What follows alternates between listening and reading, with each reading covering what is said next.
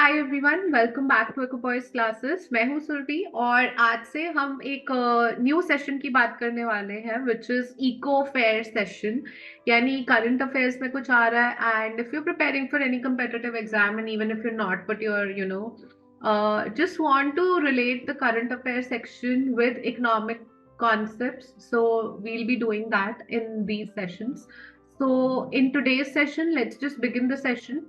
What is in the news first of all? कि हम ये start कर रहे हैं तो मैं न्यूज़पेपर पढ़ रही थी ऐसे and I just realized that there was news where India's trade deficit with China is so far lower in 2023 than last year which means 2022. All right, so यहाँ से concept क्या आता है economics का? सबसे पहले highlight the keyword which is trade deficit. Everybody, trade deficit है। अब ट्रेड डेफिसिट क्या होता है? सबसे पहले what is trade deficit? Now this should be the question in every students mind. So trade deficit, simply put, trade balance of a country shows difference between what it earns from its exports and what it pays for its imports. So understand, ये आपका globe है, ये आपका rest of the world है। यहाँ पे India, ये छोटा सा इंडिया है।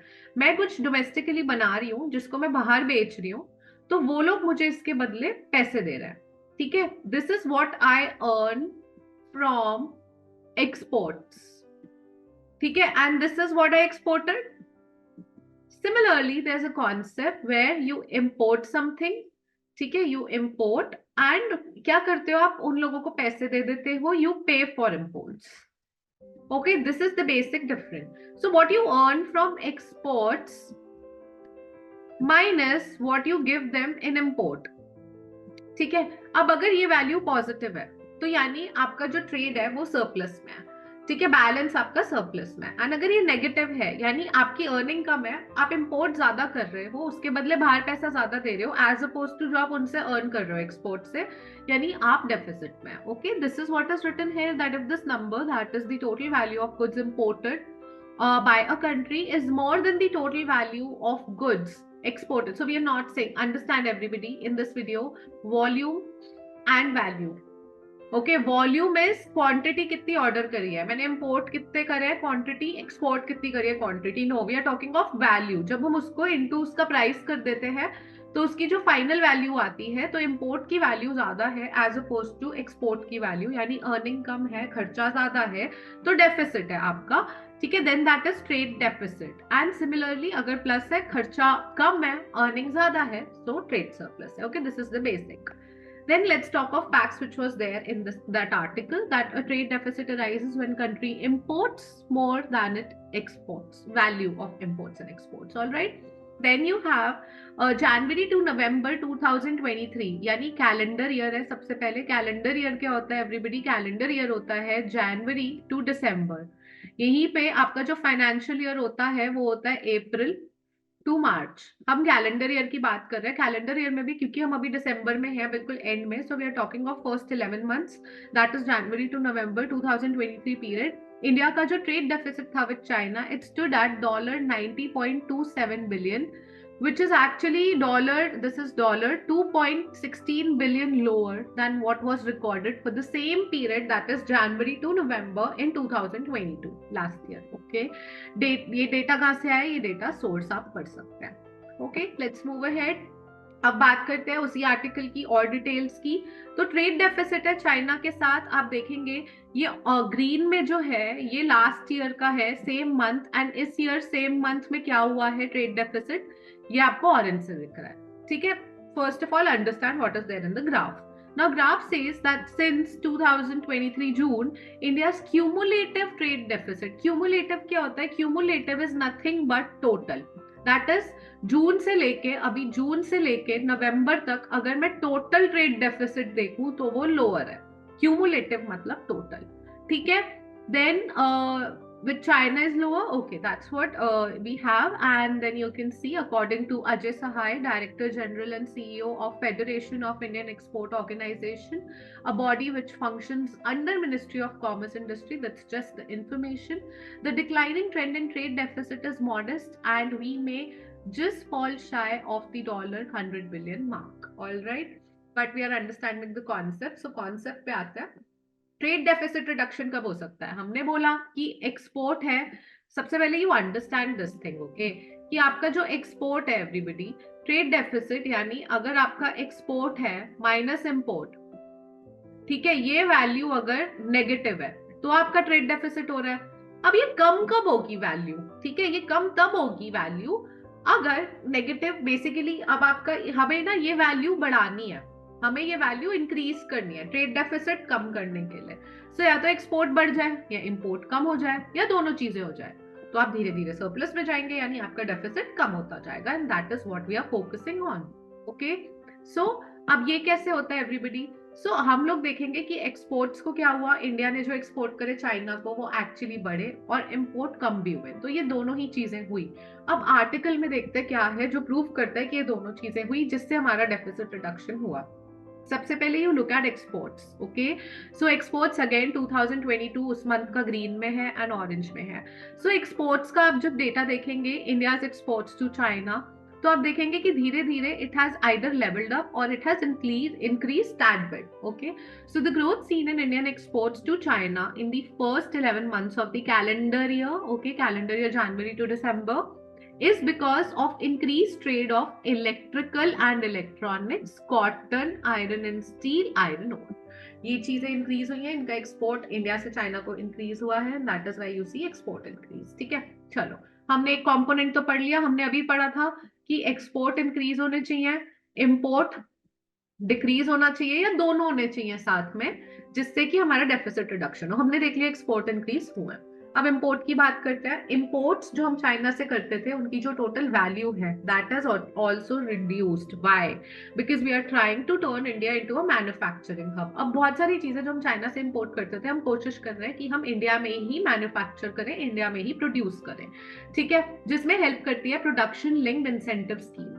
अब ये तो आर्टिकल में लिखा था कि the production linked incentive scheme which aims to boost domestic manufacturing by providing financial incentives to homegrown companies is yet to bear fruits. So it has actually started bearing fruits. अभी और result दिखेगा but already दिखने लगा है, जिसकी वजह से value of import कम हुआ है। अब आपके माइंड में क्वेश्चन आना चाहिए, मैम पीएलआई स्कीम क्या है? ठीक है, so let's understand PLI scheme क्या है। In the PLI scheme companies receive financial incentive or reward based on their production and sales. Okay, for example, अब एग्जाम्पल से समझो वो ज्यादा क्रिटिकल है। ठीक है, अगर कोई कंपनी स्मार्टफोन्स बनाती है इंडिया में, लेट्स टॉक, मतलब I would give example, smartphone India में एक कंपनी है जो बनाती है विच इज लावा। ओके, सो ये तो बस एग्जांपल दे रहा है। So if a company makes more smartphones in India they can earn a bonus from government. अब गवर्नमेंट, क्योंकि आप इंडिया में प्रोड्यूस कर रहे हो तो गवर्नमेंट आपको बोनस देगी। This encourages company to increase production, create job, boost the country's economy. How it is happening? Understand this, the overall scenario. आप अगर कंट्री में ही स्मार्टफोन बनाते हो, गवर्नमेंट ने कहा आप और ज्यादा बनाओ, हम आपको बोनस देंगे। अब कंपनी को बोनस मिला, कंपनी के पास इंसेंटिव आया, फाइनेंशियल इंसेंटिव आया ना, कंपनी ने बोला अब मैं और स्मार्टफोन इंडिया में ही बनाऊंगा। अब जब पता चला और बनाऊंगा, और बनाने के लिए, प्रोडक्शन इंडिया में करने के लिए आपको लोग चाहिए, आप एम्प्लॉयमेंट बढ़ाओगे, आप जॉब्स क्रिएट करोगे, और जब जॉब क्रिएट होगी लोगों के पास पैसा जाएगा, लोग कंजम्पशन करेंगे, लोग डिमांड ज्यादा करेंगे, जिसके बेसिस पे आपकी ओवरऑल जो इकोनॉमी है that will boost. Okay, that is just the whole criteria, everyone. So let's just understand what is the objective. Scale up domestic manufacturing capability, increase import substitution and generate employment. लेकिन you understand increase objective क्या? One of the objectives is increase import substitution. That means import जो दूसरी country से आप कर रहे हो that will eventually reduce. Okay, then you can see initial targeted industries कौन सी है? मोबाइल एंड अलाइड कंपोनेंट, क्योंकि कंपोनेंट भी मोबाइल के, अगर आप मोबाइल प्रोड्यूस कर भी लोगे आपका एम है कि कंपोनेंट भी यहीं पे प्रोड्यूस करने लगो, जो अभी नहीं होता है। ठीक है, electrical component manufacturing, medical devices now expanded to automobile and auto components, electronics, IT hardware, telecom, pharmaceutical, solar modules, metals, mining, textile and apparel. So all these you can read on the screen are the industries which are actually initially targeted industries. Now let's go on incentives calculated based on incremental sales range from 1 to 20% depending on the industry. सबसे पहले कौन सी industry है उस पर भी depend करता है, mobile है, टेक्सटाइल है, अपैरल है, उसके बाद आपने कितनी इंक्रीमेंटल सेल्स करी है जो आपने इंडिया में एक्चुअली प्रोड्यूस करी है, उसके बेसिस पे कैलकुलेट करा जाता है। इसका मतलब ये नहीं कि फाइनेंशियल इंसेंटिव गवर्नमेंट ने कह दिया कि 1 लाख देगी तो 1 ही देगी सबको, नहीं। It is actually calculated on based on certain factors, ठीक है। एडिशनल इंसेंटिव क्या होता है in some sectors such as advance chemistry and cell batteries, textile products, and the drone industry. The incentive is based on sales, performance, and local value addition achieved over a period of 5 years. Okay, so all this is about the PLI scheme. Broadly, or detail chahiye, mention in the comment box, everybody. Uh, so this is all what we say when we, just start talking of reading newspapers. Reading newspapers is not that difficult, everyone. So इसका मतलब ये नहीं था कि आपको newspaper article में जो है वो याद रखना है. No, you just have to pick the keyword, relate that keyword to your syllabus, whatever your syllabus, whatever exam you're preparing for, school है, CUET है, okay, कोई भी एग्जाम है एंट्रेंस का, वहाँ डेफिसिट तो होगा ही, इकोनॉमिक्स होगी, और अगर है उसको ऐसे रिलेट करो and you good to go. And even if economics नहीं है, कोई और है, क्लाइमेट पढ़ते हो कहीं तो ज्योग्राफी लिंक कर लो, एनवायरमेंटल लिंक कर लो, तो you can link, okay, you understand the thing. But ऐसे कॉन्सेप्ट इको के स्पेसिफिकली मैं आपके लिए लाती रहूंगी, no worries everyone. Also there is a news for you, CUET का CUET UG यानी which is actually approaching in May exam, तो economics उसमें critical subject होता है for everybody and everybody wants to score 100 percentile. I myself in year 2023 appeared for CUET exam and I scored 100 percentile.